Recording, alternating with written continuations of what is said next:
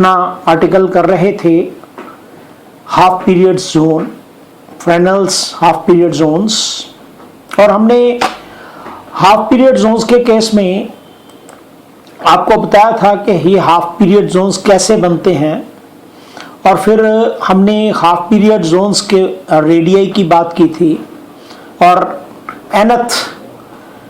हमने nth circle का radius निकाला था, और वहाँ से हमने nth सर्कल का जो एरिया निकाला और n-1th सर्कल का एरिया निकाला, और इस ढंग से area of nth half period zone हमने निकाला था।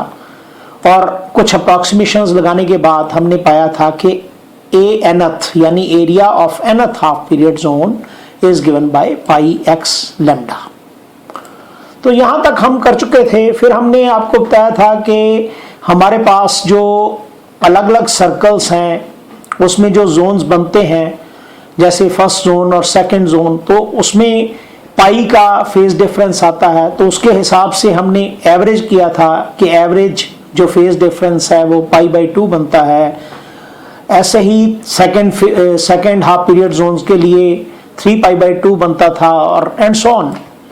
तो हम ये कर चुके थे, और उसके बाद हमने इसीलिए कहा था कि किसी भी पॉइंट पर यदि A एम्पलीट्यूड है, resultant amplitude due to the amplitudes of the n half period zones, then A must be equal to A1 plus A2 plus, यहाँ क्योंकि दूसरे हाफ पीरियड जोन में डिफरेंस आ गया हुआ है फेज का, इसीलिए हमने ये नेगेटिव यहाँ कर दिया हुआ है, इसीलिए हमने लिखा है A1 माइनस A2 फिर plus A3 minus A4 so on.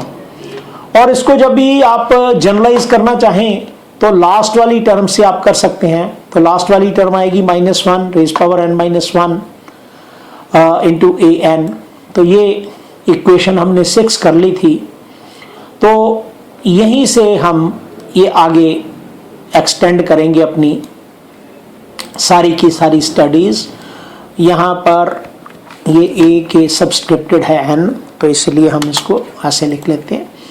So it may be recalled as discussed in the beginning of this article that the amplitudes A1, A2, A3 so on ये किन किन फैक्टर्स पर depend करते हैं। तो पहला जो एम्पलीट्यूड्स हैं वो पहला फैक्टर तो है कि area of element. The amplitude from the nth half period zone is directly proportional to area of the zone, because area of zone determines the number of secondary wavelets reaching at point P। अब naturally है जितना ज़्यादा area होगा उतने secondary wavelets वहाँ से emerge होंगे और P पॉइंट पर पहुँचेंगे। तो इसीलिए पहली बात तो आ गई कि जो हमारा AN है that is the nth half period zone का amplitude reaching at point P, it is proportional to area of nth zone।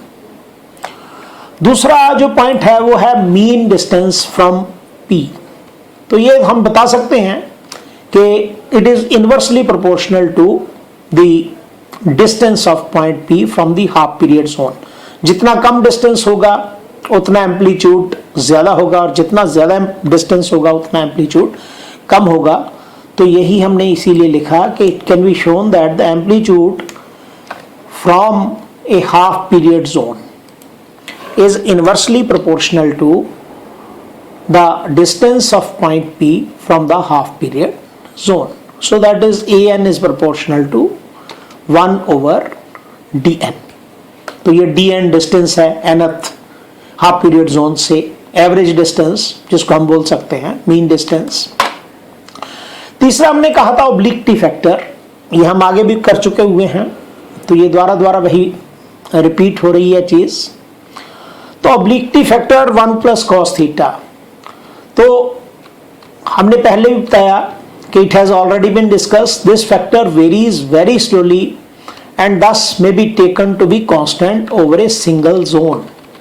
तो क्योंकि थोड़ा सा फर्क पड़ता है, क्योंकि हम जोन्स आपको पता ही हाफ पीरियड जोन्स हैं, वेवलेंथ की थिकनेस के बराबर लिए हुए हैं, तो इसीलिए हमारा इतना ज़्यादा फर्क नहीं पड़ता एंगल थीटा को, इसलिए ऑब्लिक्विटी फैक्टर को भी ज़्यादा फर्क नहीं पड़ता।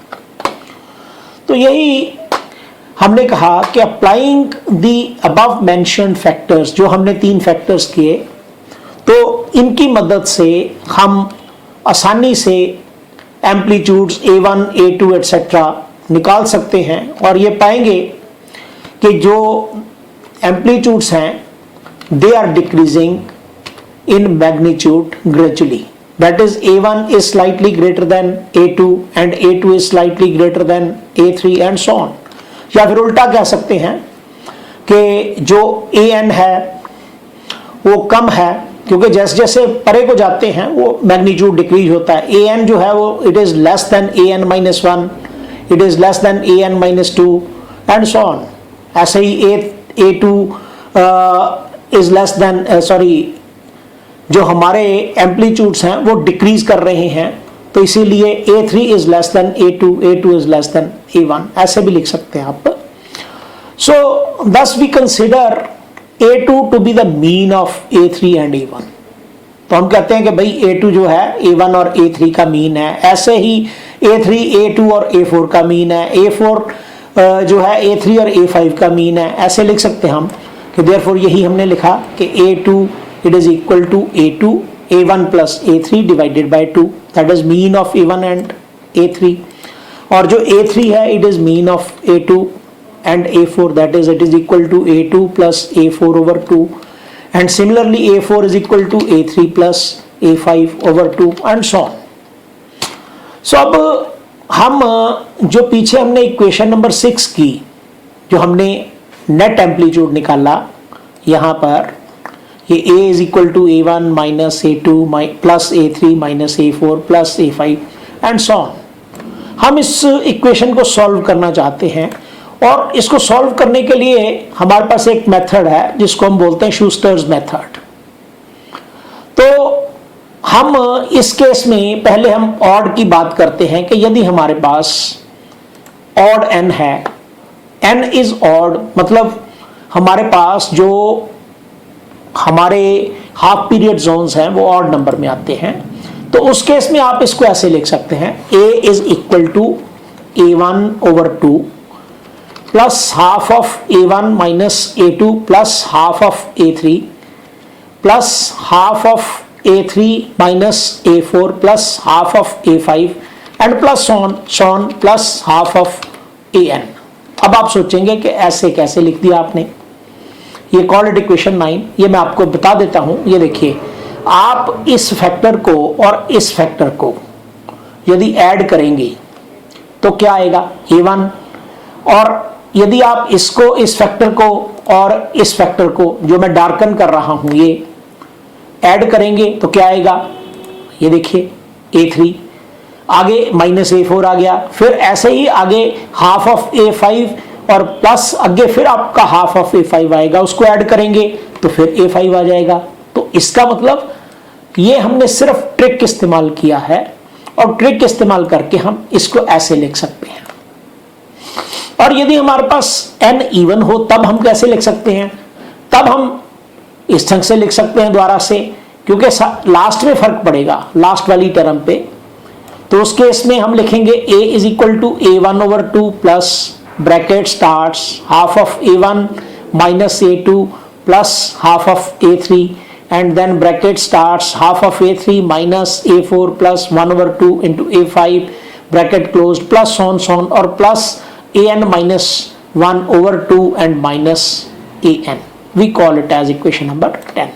बेसिकली ये इक्वेशन नंबर 6 ही है, जो 6 हम इक्वेशन ये पहले डिस्कस कर चुके हैं। ये वाली, इसको ही हमने दो हिस्सों में बांटा है। A1 को हमने A1 ओवर 2 और A1 ओवर 2 लिख दिया, ऐसे ही A3 को A3 over 2 plus A3 over 2 लिख दिया, A5 को हमने A5 over 2 plus A5 over 2 लिख दिया। ऐसे ऐसे करके एडजस्टमेंट की हुई है और कुछ नहीं किया हमने। पर अब आप याद करो, ऐसा इसलिए किया क्योंकि आप याद करो हमने कहा A2 किसके बराबर है, A1 plus A3 over 2 average. ऐसे ही A4 किसके बराबर है, ये है A3 plus A5 over 2 and plus on. अब यदि ये ऐसी इक्वेशंस यहां पुट करेंगे तो आप देखें, ये इक्वेशन 9 से देख लो आप, ये वाली चीज यानी हाफ ऑफ a1 और ये वाली चीज यानी हाफ ऑफ a3, ये यदि आप इन दोनों को ऐड करें तो ये आएगा a1 प्लस a3 ओवर 2, पर ये चीज तो a2 के बराबर है, इसलिए ये वाला फैक्टर कैंसिल हो गया, यानी इक्वेशन 9 में ये फैक्टर कैंसिल हो गया। ऐसे ही यदि हम आगे चलेंगे यानी इस वाले में, आप इसमें देखो हाफ ऑफ a3 और फिर ये हाफ ऑफ a5, इसमें आप यदि LCM 2 लेंगे तो ये आएगा a3 प्लस a5 ओवर 2, पर a3 ओवर a5 ओवर 2 तो a4 के बराबर है, तो इसलिए जब इसमें इक्वेशन 9 में इस फैक्टर को यहां पुट करेंगे तो ये वाला फैक्टर 0 हो जाएगा, एंड सो ऑन। ऐसे ही यहां पर भी इक्वेशन 10 में भी ये फैक्टर 0 हो जाएगा, फिर आगे ये फैक्टर 0 हो जाएगा, अगला फैक्टर 0 हो जाएगा, एंड सो ऑन। तो इसलिए इक्वेशन 9 से यदि हमारे पास n ऑड है तो हमारे पास उत्तर आएगा a is equal to a1 over 2 plus an over 2 for odd n, और यदि a इवन है तो इक्वेशन 10 से उत्तर आएगा ये वाली से, क्योंकि ये तो 0 हो जाएंगे बीच वाले ये सारे, तो ये आंसर आएगा a is equal to a1 over 2 plus an minus 1 over 2 and minus an, कब? जब n इवन है। तो ये हमारे पास amplitudes, net amplitude at point P निकल आएगा। तो यदि हमारे पास, हम सोचें कि हमारे पास जो n है it is very large, very large का मतलब इट टेंड्स टू इन्फिनिटी, यानी कि कंटिन्यूटी आ गई। सो उस केस में an minus 1 and an are almost negligible. आपको पहले ही बताया था कि जैसे जैसे हम n की तरफ जाते हैं तो हमारा जो एम्पलीट्यूड है वो कम होना शुरू हो जाता है, उसके कारण nth जोन का जो एम्पलीट्यूड है वो n-1 जोन से कम होगा, और n-1 जोन का जो एम्पलीट्यूड है वो उससे पहले से कम होगा, एंड सो ऑन। और यदि हम इन्फिनिटी की बात करते हैं तो इन्फिनिटी में an 0 हो जाएगा। तो इसीलिए हमने कहा कि if n is large, it is very large, it tends to infinity, therefore an-1 and an are almost negligible due to the distance of the zone and obliquity factor. So thus the total amplitude at P due to whole wavefront A, B, C, D where n is odd or even will be equal to A1 over 2, that is net amplitude A is equal to A1 over 2। तो यहाँ ये पिछली equation से आप देख सकते हैं, ये देखिए यहां पर an 0 हो जाएगा, यहां पर an माइनस 1 0 हो जाएगा और an 0 हो जाएगा, तो इसलिए ये दोनों फैक्टर्स कट गए, यहां पर ये एक फैक्टर कट गया, तो a किसके बराबर आया दोनों केसेस में a is equal to a1 over 2, ये हमारे पास इसके बराबर आ गया। तो यही हमने कहा कि एम्पलीट्यूड, जो नेट एम्पलीट्यूड है due to whole of the wave front, जो हमने स्टार्टिंग में वेव फ्रंट बताया था, ये देखिए, ये आपको दोबारा दिखा देता हूं स्टार्टिंग वाला, ये हमारा A B C D wave front था। इस सारे वेव फ्रंट के कारण पी पॉइंट के ऊपर कितना एम्पलीट्यूड आएगा, net amplitude due to all these zones, half period zones, जो बीच में हमने आपको बताया था कि ये जोन है, ये जोन है, ये जोन है, ऐसे जोन्स चलते रहते हैं, उनके कारण जो net resultant of amplitude at P आएगा that will be equal to A1 over 2। पर A1 क्या था? A1 was amplitude due to the first zone, तो इसका मतलब फर्स्ट जोन का हाफ नेट एम्पलीट्यूड होता है।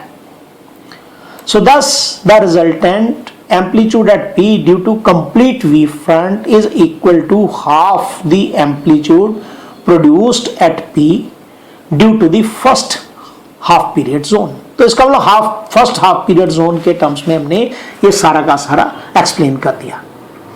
पर आप यदि कहें इंटेंसिटी, क्योंकि हमें तो इंटेंसिटी निकालनी होती है, एम्पलीट्यूड तो हमें पता है, अब एम्पलीट्यूड का स्क्वायर जो है उसके प्रोपोर्शनल होती है इंटेंसिटी, तो इसीलिए हम ये कह सकते हैं I is proportional to alpha square, sorry A square not alpha. तो I is equal to A square over 4 multiplied by K, क्योंकि प्रोपोर्शनैलिटी है तो इसीलिए यहां पर A1 आना चाहिए। तो यहां पर ये करेक्शन कर देते हैं एक, ये देखिए यहां it is not A, it is A1। तो A1 का स्क्वायर, क्योंकि हमने A की वैल्यू पुट कर दी ना यहां पे, तो we have just put the value. तो वैल्यू जब पुट की A equal to A1 over 2, तो we get I is proportional to A1 square over 4, which implies I is equal to K A1 square upon 4, but K A1 square is I1, क्यों? Intensity is proportional to the amplitude, square of amplitude, और ये I1 क्या है? ये है पहले वाले जो हमारा वेवलेट, जो हमारा जोन है हाफ पीरियड जोन पहले वाला, उसके कारण कितनी इंटेंसिटी P पॉइंट पर अचीव हो रही थी, दैट वाज I1। तो इसलिए हम कह सकते हैं I is equal to I1 over 4, यानी कि जो इंटेंसिटी एट P है ये पहले हाफ पीरियड जोन के 1/4 के बराबर आती है। तो यही चीज हमने लिखा, where I1 is the intensity due to the half period zone and K is the constant of proportionality. So therefore I is equal to I1 over 4. So that is the intensity at P due to whole of the wavefront A, B, C, D is only 1/4 of the intensity of Fresnel's half period zone. तो ये जो हमारा था, ये जो हमने last time lecture किया था, उसी की एक कंटिन्यूटी का हिस्सा था, क्योंकि वो लंबा आर्टिकल बन गया था इसलिए उसको जरा एक ही लेक्चर में हम बता नहीं पाए, तो हमने पार्टीशन कर दिया 2 लेक्चर्स का। और ये एक इंपॉर्टेंट टॉपिक है हाफ पीरियड जोन्स का, और जनरली पेपर में आता है, तो तभी करके I will suggest the students to be prepared with this topic quite well, and this article is expected to be in the paper. So आज हम इतना ही करेंगे, इसके बाद फिर हम नेक्स्ट टाइम अपने अगले टॉपिक के ऊपर बढ़ेंगे। So thank you.